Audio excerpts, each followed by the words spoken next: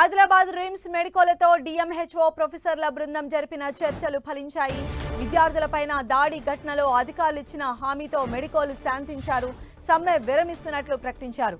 విధులకు హాజరవుతామని తెలిపారు. విద్యార్థులపైన దాడికి నిరసనగా మెడికోలు 3 రోజులుగా ఆందోళన చేపట్టారు.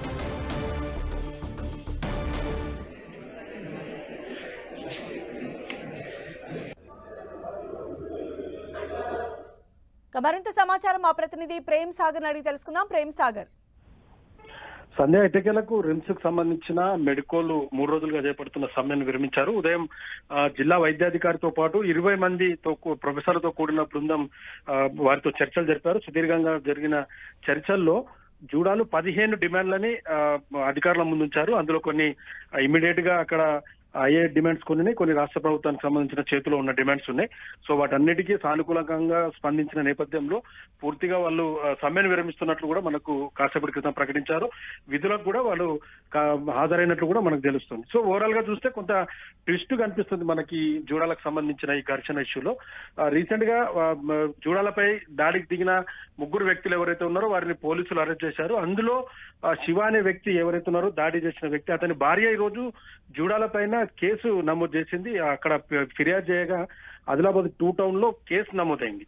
తన భర్తని విచక్షణ రహితంగా జూడాలంతా కూడా చితకబాదారు, వాహనాన్ని ధ్వంసం చేశారని చెప్పేసి ఈ రోజు ఆమె పోలీసులను ఆశ్రయించిన నేపథ్యంలో కొంత ఒక ట్విస్టే ఏర్పడింది.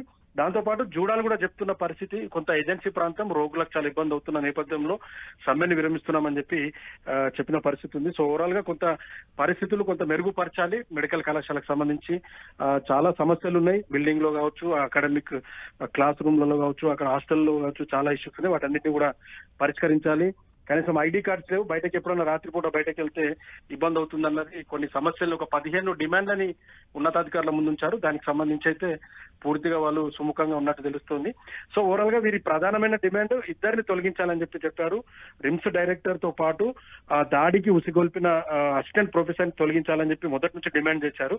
ప్రభుత్వము Day 1 రోజే జరిగిన రోజే అసిస్టెంట్ ప్రొఫెసర్ క్రాంతిని టర్మినేట్ చేస్తూ నిర్ణయం తీసుకున్నప్పటికీ కూడా నిన్నటి వరకు రిమ్స్ డైరెక్టర్ ని తొలగించాలన్న జూడాలు కొంత వెనక్కి తగ్గినట్టు తెలుస్తోంది.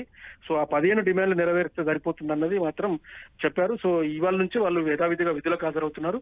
సమ్మెనైతే విరమించినట్టు ప్రకటించారు. రైట్ ప్రేమ్ సాగర్.